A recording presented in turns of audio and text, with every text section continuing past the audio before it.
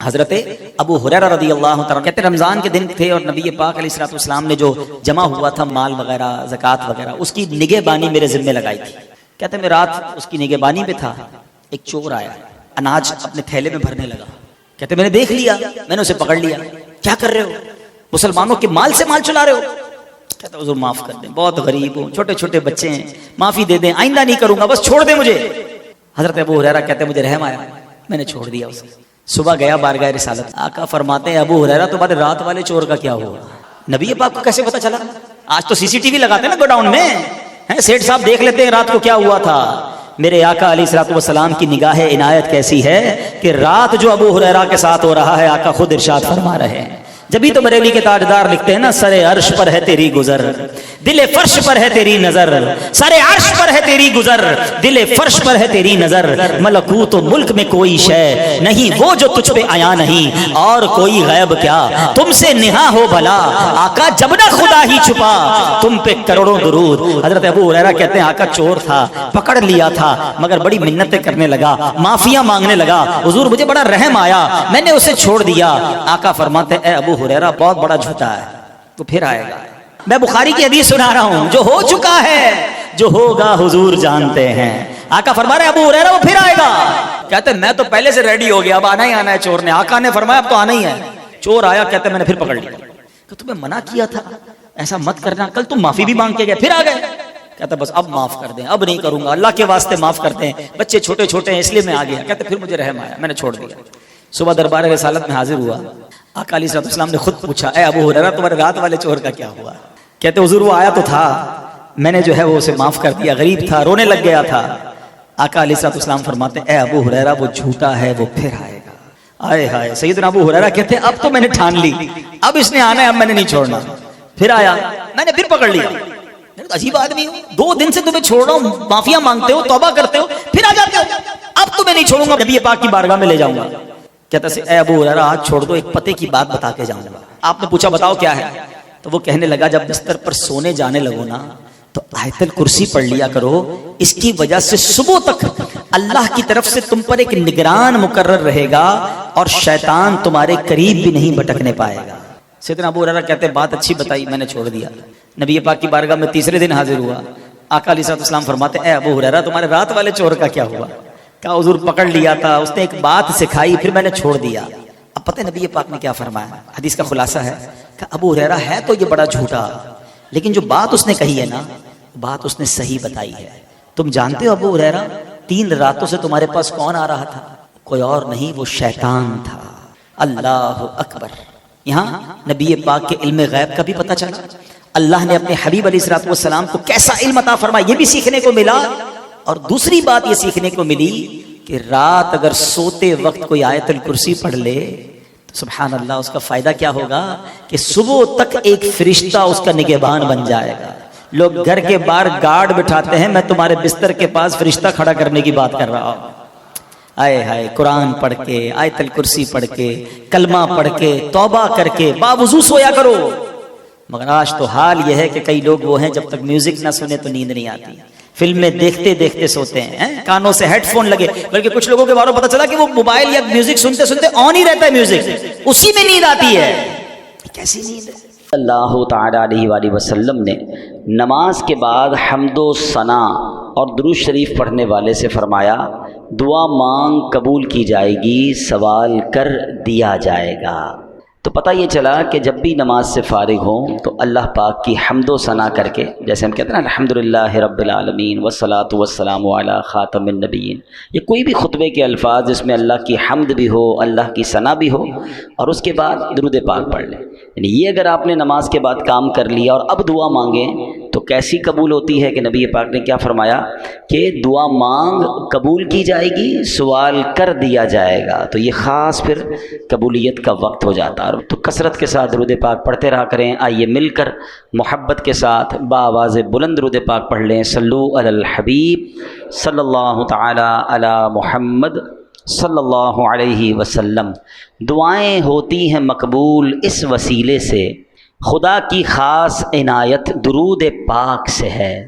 ازل کے دن سے میرے مصطفیٰ کے چرچے ہیں, تمام دہر پہ رحمت درود پاک سے ہے۔ اللہ درود پاک سے سچی محبت عطا فرمائے۔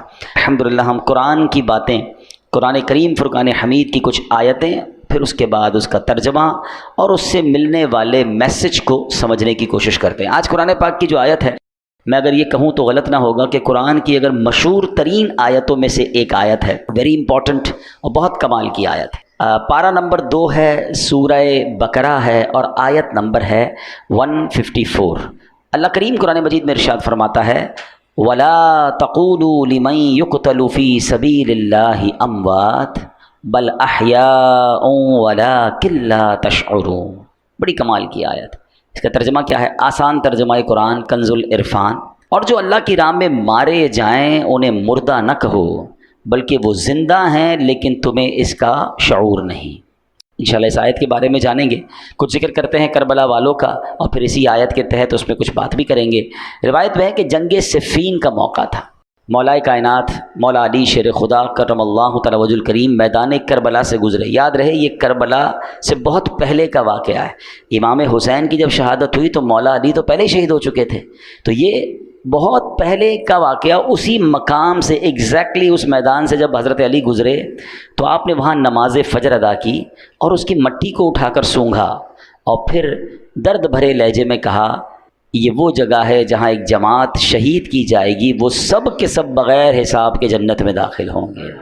سبحان اللہ، کیا شان ہے شہدائے کربلا کی۔ اس روایت سے مولا علی شیر خدا کرم اللہ تعالی وجہ الکریم کو اللہ کی عطا سے جو علم غیب عطا کیا گیا تھا وہ بھی معلوم ہو رہا ہے، اور یہ واقعہ تو ابھی سالوں بعد ہونا ہے، لیکن مولا علی نے پہلے بتا دیا۔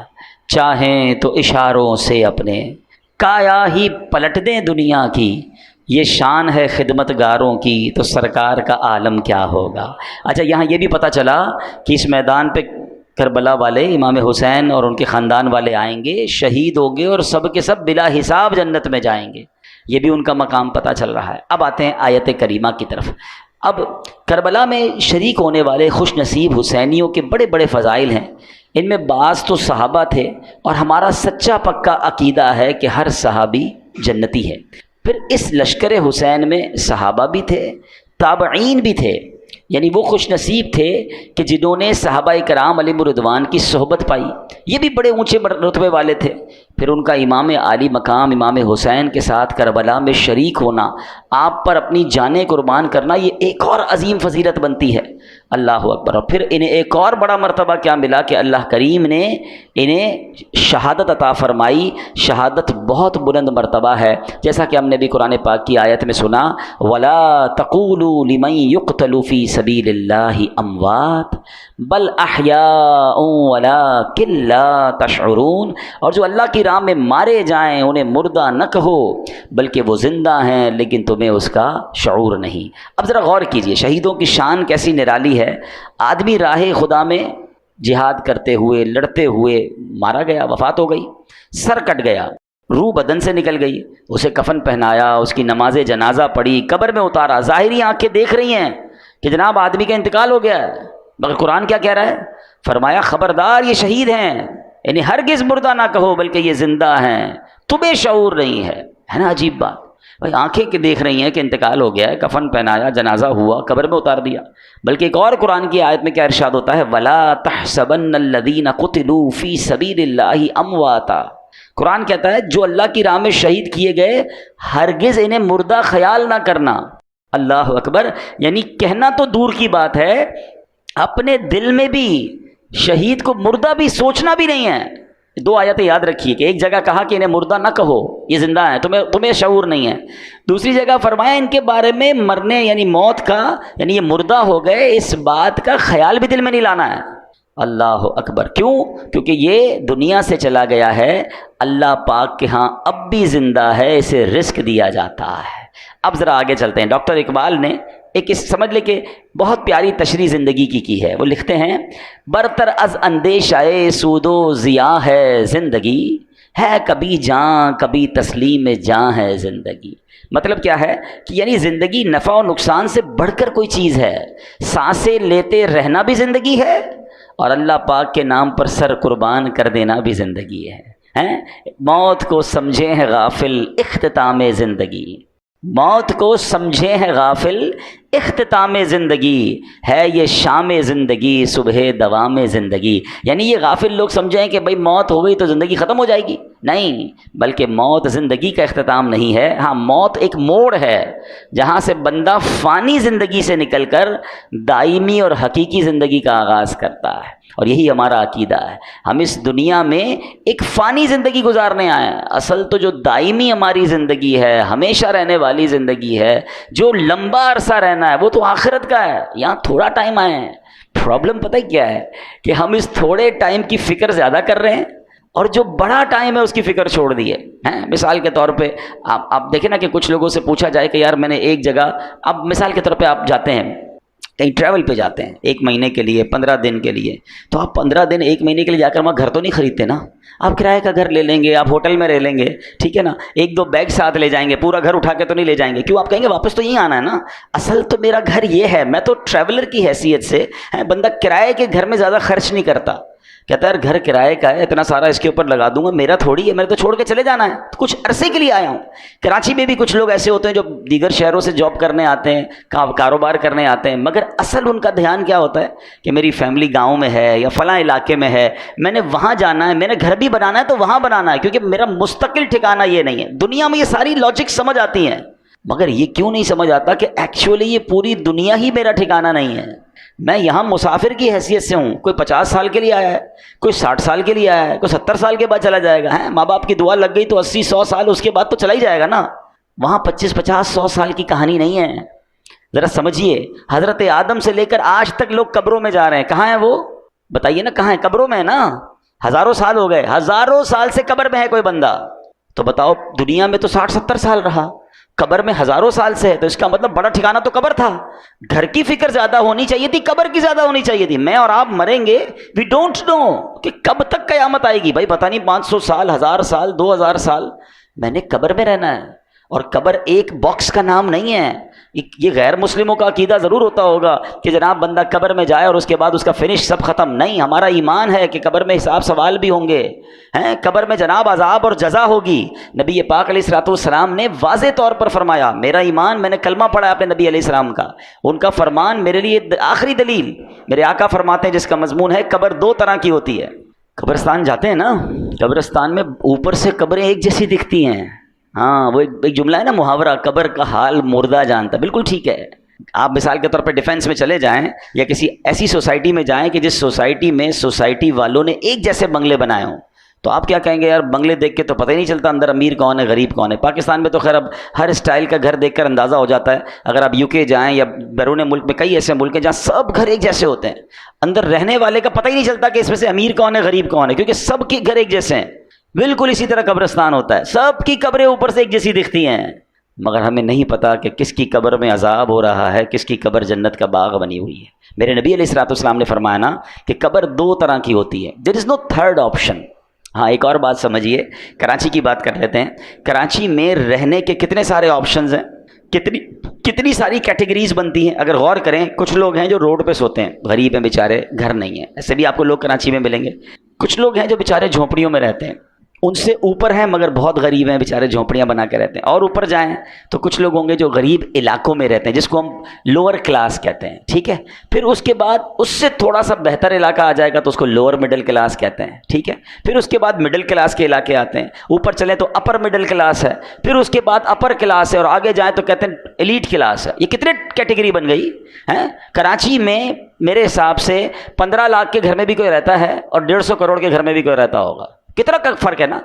تو کیٹیگریز ہیں، مگر قبر میں 2 ہی کیٹیگریز ہیں، یہ سمجھنا ہے. نبی پاک نے فرمایا 2 کے علاوہ تیسری نہیں ہے. 2 قبر 2 طرح کی ہوتی ہے.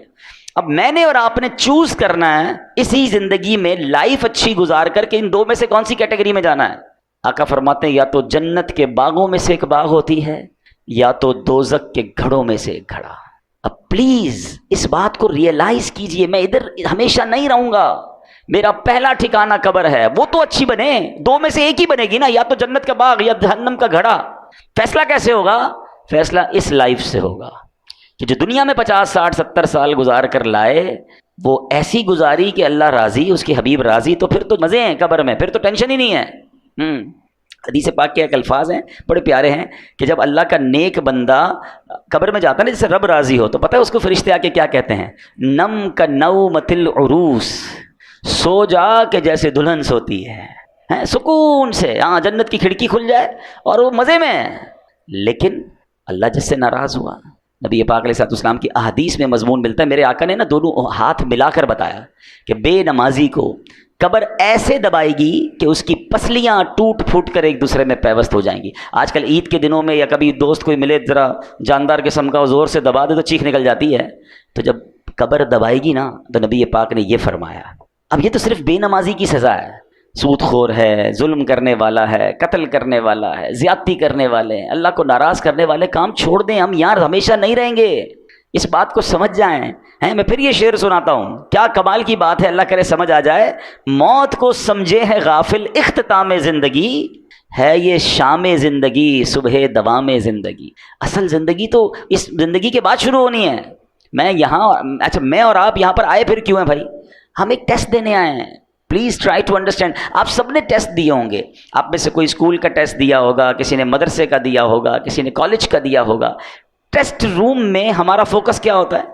پیپر ٹھیک ہو جائے، کوئی اور کام نہیں کرتے۔ ادھر جا کے کوئی سوتا نہیں ہے تکیہ لے کے کہ بھائی چلو 3 گھنٹے کا پیپر ہے، 2 گھنٹے سو جاؤں اور اس کے بعد آدھا گھنٹہ کھیل کود کر لوں، آخری آدھا گھنٹہ دیکھ لوں گا، اتنی دیر میں تو گھنٹہ بچ جائے گا، چلو بھائی پیپر واپس کرو۔ ایگزیکٹلی زندگی ایسی ہی ہے۔ اور میں نہیں کہہ رہا میں کو قرآن کی آیت سناؤں گا، اور تقریباً وہ آیت سناؤں گا جو آپ سب نے کئی بار سنی ہوگی۔ وہ کون سی آیت ہے؟ اللہ قرآن میں فرماتا ہے الذی خلق الموت والحیات لیبلوکم ایکم احسن عملا۔ کچھ سنی لگ رہی ہے نا، یہ سورہ ملک میں آیت ہے۔ اللہ کیا فرماتا ہے؟ ہم نے موت اور زندگی کو اس لیے پیدا کیا کہ دیکھیں تم میں سے کون اچھے عمل کر کے آتا ہے۔ یعنی اٹ مینس مجھے اور آپ کو بھیجا گیا ہے، اور اب واپس جب جائیں گے نا تو پھر چیک کیا جائے گا کہ کون اچھے عمل کر کے لایا۔ دیٹ از دا ریزن، اس لیے آیا ہوں میں یہاں پر۔ نہیں مگر یہاں تو قبر کی فکر ہی ختم، موت کی تو بات ہی کوئی نہیں کرتا نا، مرنے کی بات نہ کرو بھائی، کوئی اور بات کرو۔ پلاننگ بتاؤ، اگلے 5 سال بعد کیا کرنا ہے، 10 سال بعد کیا کرنا ہے، اگلا فیوچر کیا ہوگا، دنیا میں کیا دیکھنا ہے۔ اچھا میرے اللہ نے دنیا بھی بڑی اچھی بنائی ہے، ہمیں دنیا میں انجوائے کرنے سے منع نہیں کیا، ہمیں کھانے پینے گھومنے پھرنے فیملی کو ٹائم دینے سے منع نہیں کیا، مگر اس میں کنڈیشن ایک ہی رکھی گئی ہے، یہ سب کام کرنے ہیں حرام کام سے بچ کر۔ بچوں کو کھلائیں، اس کا ثواب ہے، فیملی پہ خرچ کریں، اس کا ثواب ہے، بچوں کو خوش کریں، اس کا ثواب ہے، اپنے دوستوں کو کھانا کھلائیں، اس کا بھی ثواب رکھا گیا۔ مگر نیت کیا ہے؟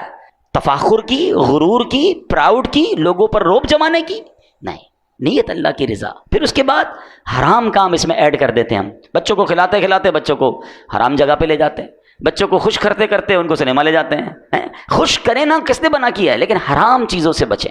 تو ایسی بہت ساری ڈیٹیل ہے، لیکن میں نے بس چلے، میرا موضوع چونکہ آج شہید ہے، لیکن بات چلی تو میں اس طرف لے گیا کہ مجھے اور آپ کو بھی جس طرح دنیا میں اپنے گھر کی فکر ہے، جس طرح دنیا میں رہنے کے کل کیا ہوگا، سال بعد کیا ہوگا، 5 سال بعد کیا ہوگا، سوچتے رہتے ہیں، تو یار یہ تو سوچو قبر میں کیا ہوگا، وہاں سوالات کے جوابات دے سکوں گا کہ نہیں، میری قبر جنت کا باغ بنے گی کہ نہیں۔ اچھا قبر پہ ہی معاملہ ختم تھوڑی ہے، قبر کے بعد تو پھر محشر کا دن ہے، اور پھر آگے جنت اور دوزخ کا فیصلہ ہے۔ لیکن بڑی خوبصورت بات علماء فرماتے ہیں، قبر پہلی منزل ہے، جو ادھر کامیاب ہو گیا نا وہ آگے بھی کامیاب، یعنی پہلا ٹیسٹ پاس ہو گیا ہے تو آگے بھی خیر ہے، ادھر ہی پھنس گیا۔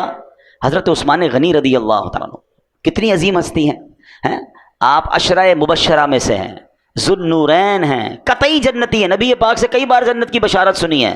مگر جب قبرستان جاتے تھے نا تو زارو کتار روتے تھے، داڑھی آنسوؤں سے تر ہو جاتی تھی۔ تو کسی نے کہا آپ کے سامنے محشر کا ذکر ہوتا ہے آپ نہیں روتے، جہنم کا ذکر ہوتا ہے اتنا نہیں روتے، لیکن آپ جب قبرستان جاتے ہیں تو بہت روتے ہیں۔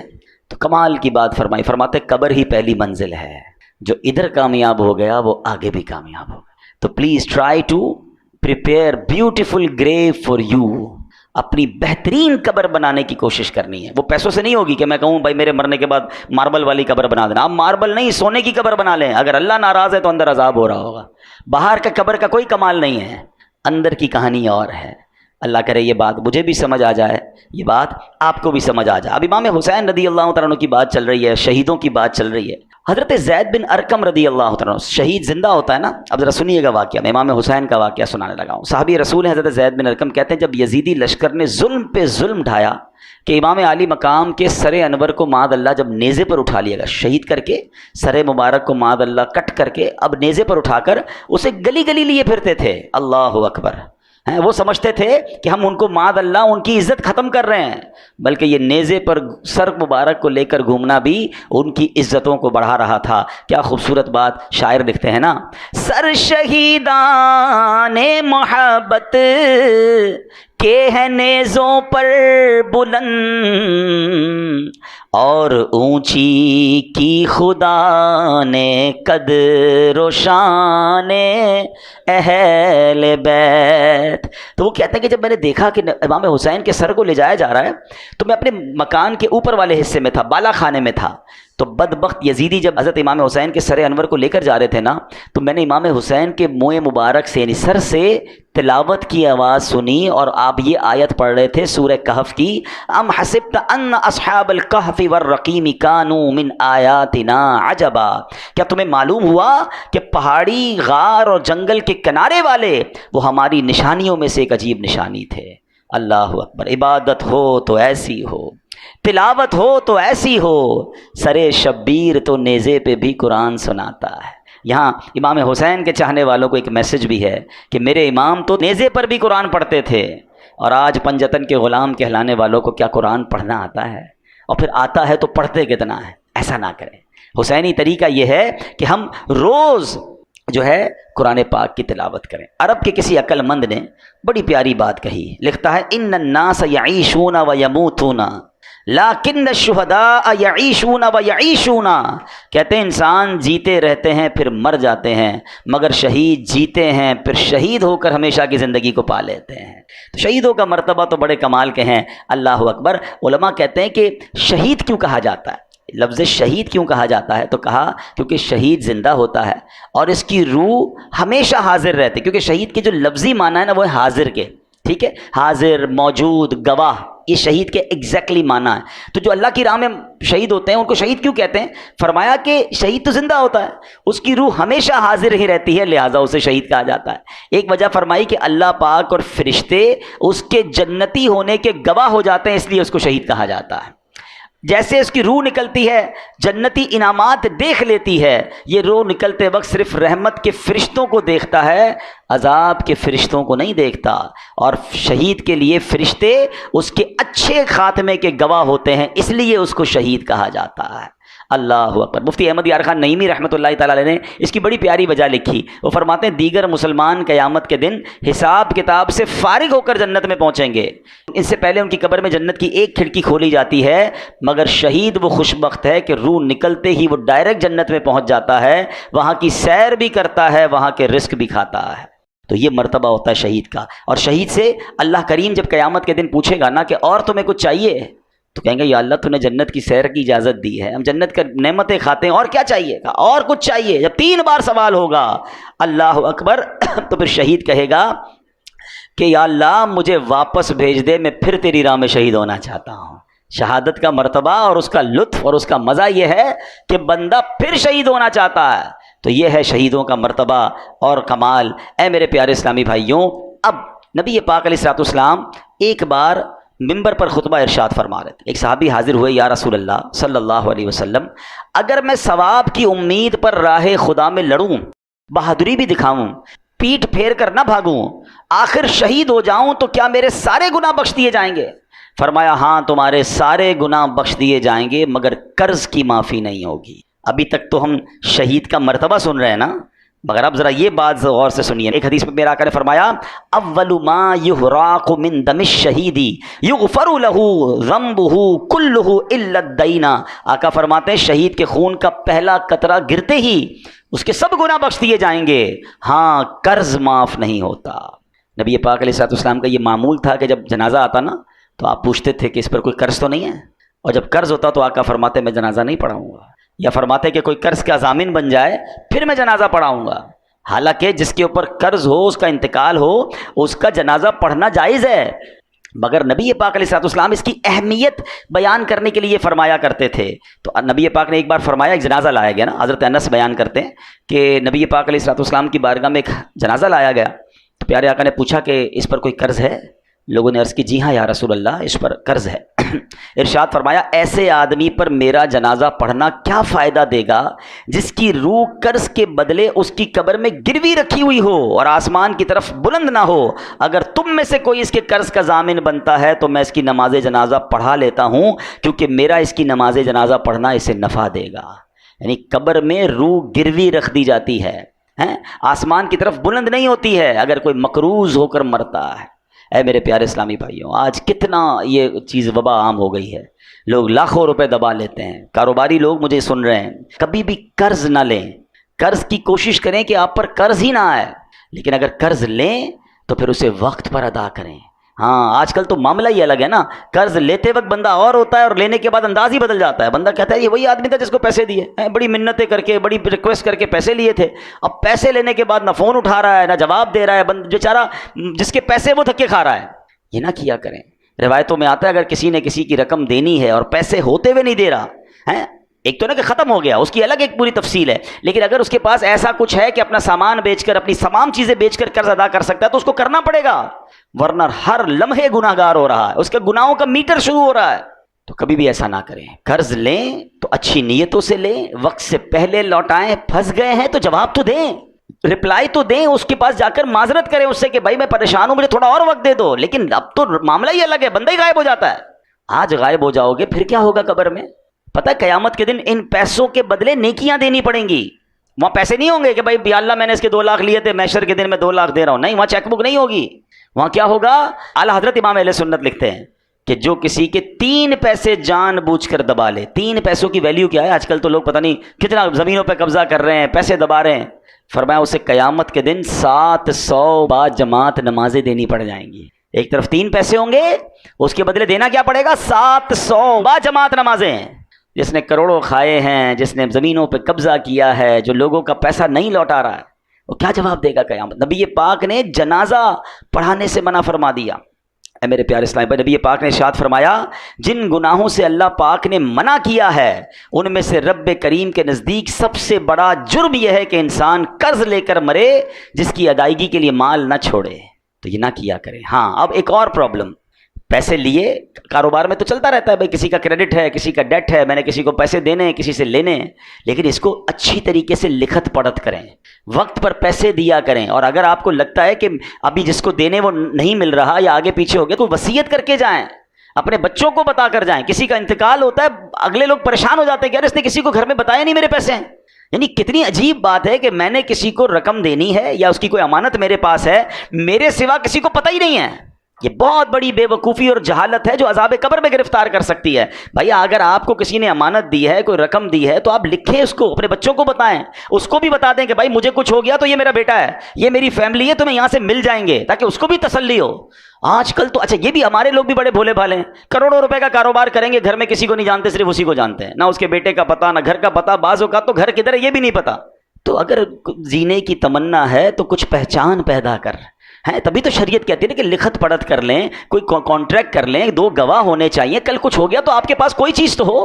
یہاں ہماری بھی غلطی ہوتی ہے، لیکن بالخصوص ان لوگوں کو سوچنا چاہیے کہ جن پر لوگوں کا آتا ہے اور انہوں نے دینے کا انتظام پراپر نہیں کیا، کیونکہ ہم تو چلے جائیں گے. ابھی میں نے بہت تفصیل سے بتایا کہ قبر کتنی بڑی ہماری منزل ہے. قبر میں اگر ہم عذاب سے بچنا چاہتے ہیں تو اپنے اوپر قرض چھوڑ کر نہ جائیں، اور اگر قرض چھوڑ کر جائیں تو اس کی وصیت ہو، اس کا انتظام ہو، اس کی سب سے پہلے دیکھیں نا، میت کے انتقال کے بعد شریعت کا حکم کیا ہے کہ اس کا مال ورثاء میں بعد میں تقسیم ہوگا، پہلے اس کا قرض ادا کیا جائے گا.